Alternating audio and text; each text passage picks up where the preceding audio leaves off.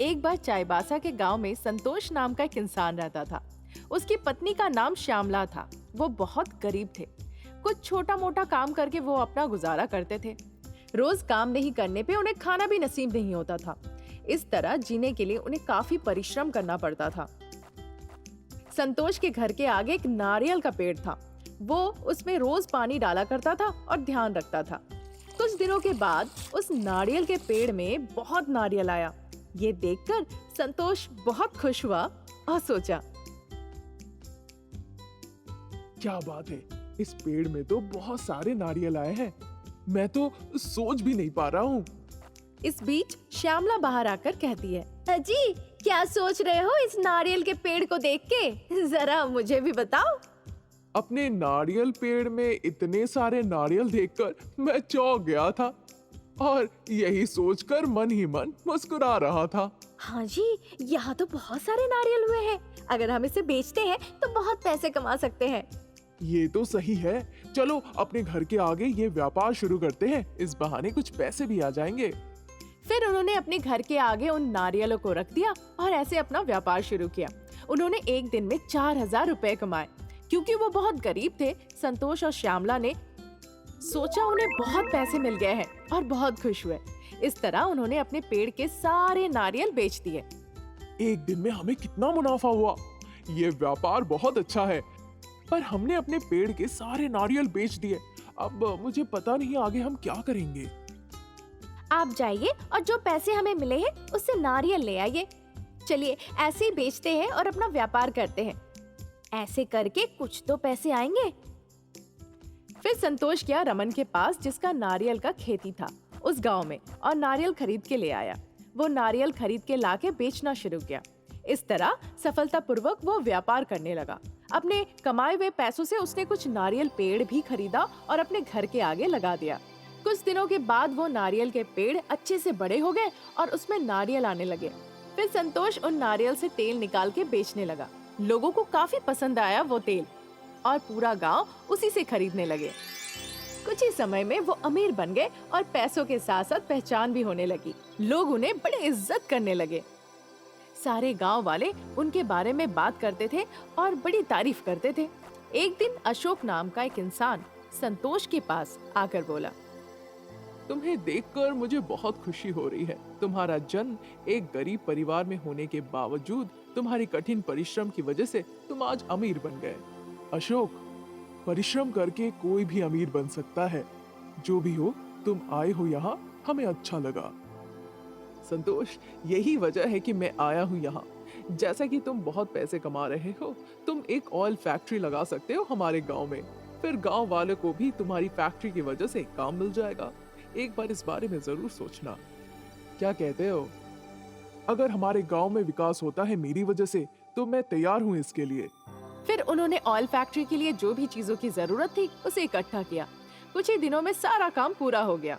संतोष ने ऑयल व्यापार शुरू किया एक नए नाम के साथ। उस अच्छे कदम की वजह से कई गांव वालों को गांव में ही काम मिल गया।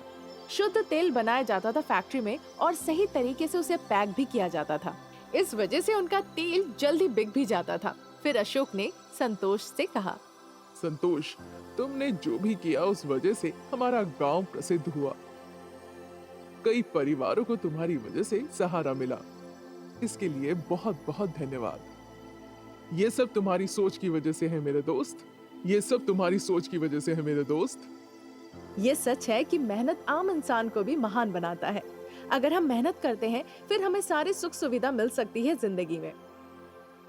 गांव के बाहर आत्माराम नाम का एक जादूगर रहता था। जब भी कोई शैतान से ग्रस्त होता था आसपास के गांव में, वो जाकर उन शैतानों को भगाता था और शीशे के बोतल में कैद कर लेता था। फिर वो उन बोतलों को जमीन के अंदर दफना देता था। एक बार धीरज नाम का एक इंसान जो पड़ोस के गांव में रहता था, आत्माराम के पास आया।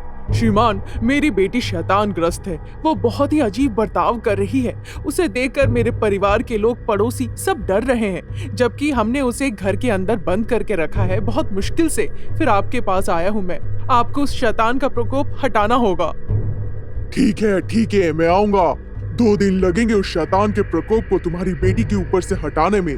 तब तक कोई बाधा नहीं आनी चाहिए, जब तक मैं ये धार्मिक क्रिया करूं। ठीक है श्रीमान, ये मेरी जिम्मेदारी है कि बिना कुछ बाधा के आप अपनी धार्मिक क्रिया करते रहें। फिर आत्माराम गए उस लड़की को देखने। रास्ते पे ग्लास की बोतल आत्माराम की झोली से फिसल के गिर गई जमीन पे। बिना ध्यान दिए आत्माराम आगे बढ़ गए और पीछे मुड़ के देखा भी नहीं, क्योंकि ग्लास की बोतल की ढक्कन खुल गई। करुणा शैतान उस बोतल से निकल आई और सोचने लगी, वाह, कितने दिनों के बाद आजादी मिली है। इतने दिन बोतल में बंद रहकर मुझे बहुत भूख लगी है। इसी बीच करुणा शैतान ने देखा एक इंसान दामोदर नाम का जो उसी रास्ते से जा रहा था। जल्दी से उसके पास जाकर कही, क्या दिख रहे हो? अभी मैं तुम्हें खाऊंगी और अपनी भूख मिटाऊंगी। फिर मैं तुम्हारे भेष में गांव जाऊंगी और हर रोज एक एक इंसान को खाऊंगी।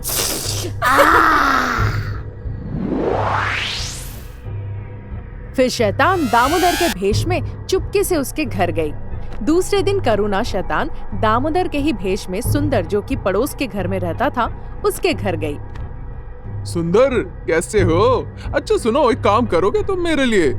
मैं तो अच्छा हूँ, जल्दी जल्दी बताओ क्या काम करूँ मैं तुम्हारे लिए? मैंने एक बड़ा लकड़ी का कुंदा पास के जंगल में रखा है। अगर मैं उस लकड़ी से चारपाई बनाकर बेचूं तो मुझे बहुत पैसे मिलेंगे। अगर तुम चाहो इस काम में मेरी सहायता करना तो मैं तुम्हें कुछ पैसे भी दूंगा। अच्छा चलो फिर चलते हैं। ये कहकर सुंदर जंगल चला गया दामोदर के साथ। जैसे ही वो वहाँ गया, दामोदर भयानक शैतान करुणा में बदल गया और सुंदर को एक ही बार में निगल लिया। फिर वो दामोदर में बदल के चुपचाप घर वापस आ गया। दूसरे दिन दामोदर गया गाड़ी मिस्त्री के पास उसी गांव में और मासूमियत से पूछा, श्रीमान, जब मैं पास के गांव से आ रहा था, जंगल के पास अचानक मेरी गाड़ी रुक गई। क्या आप वहां जाकर उसे ठीक कर सकते हैं अभी? जी जा सकते हैं, चलिए वहां लेके मुझे जहां आपकी कार खड़ी है। और इसी तरह दामोदर उस मैकेनिक को जंगल ले गया।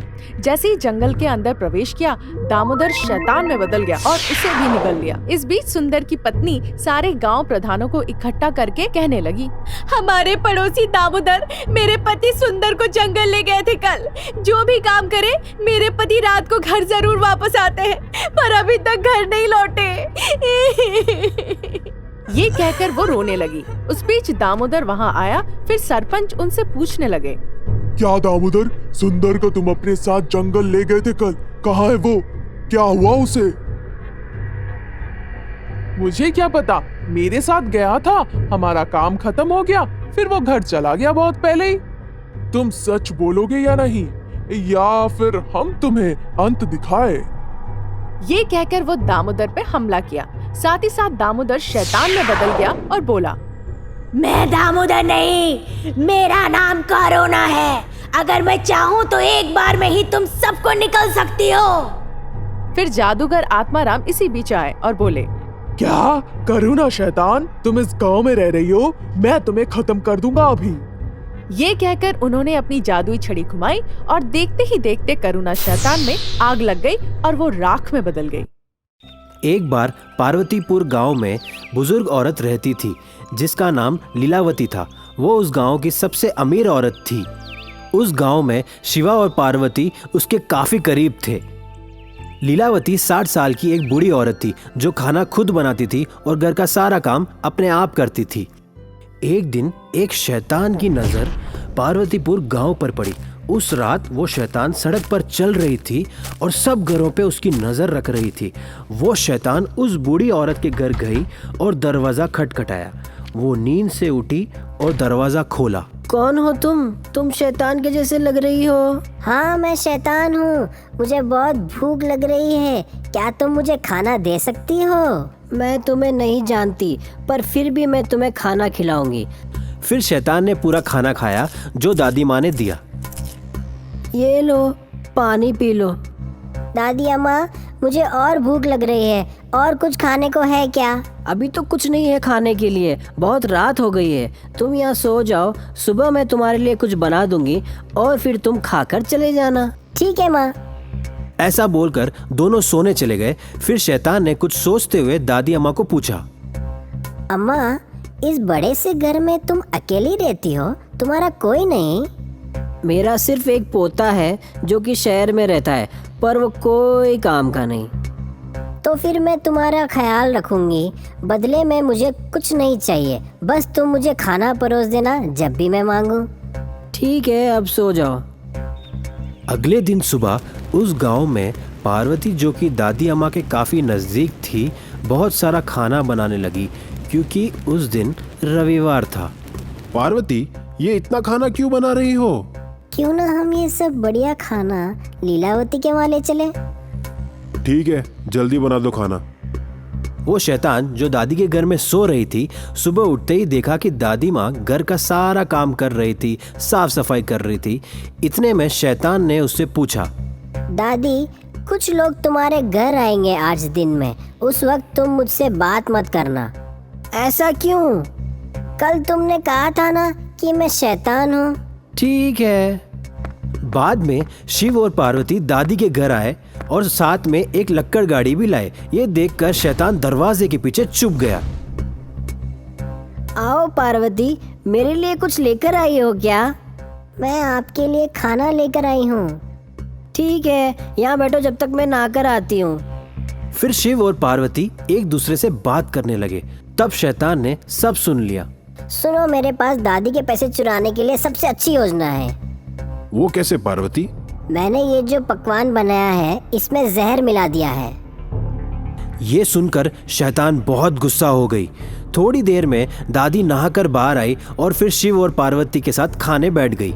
अचानक से शैतान सामने आकर कहने लगी, दादी माँ, इन लोगों को पहले खाने दो। ऐसा क्यों?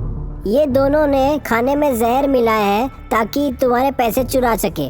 जब दादी माँ को ये बात पता चली, तब शिव और पार्वती ने दादी माँ से माफ़ी मांगी और शैतान की बहुत तारीफ की और कहा कि शुक्रिया मेरी जान बचाने के लिए।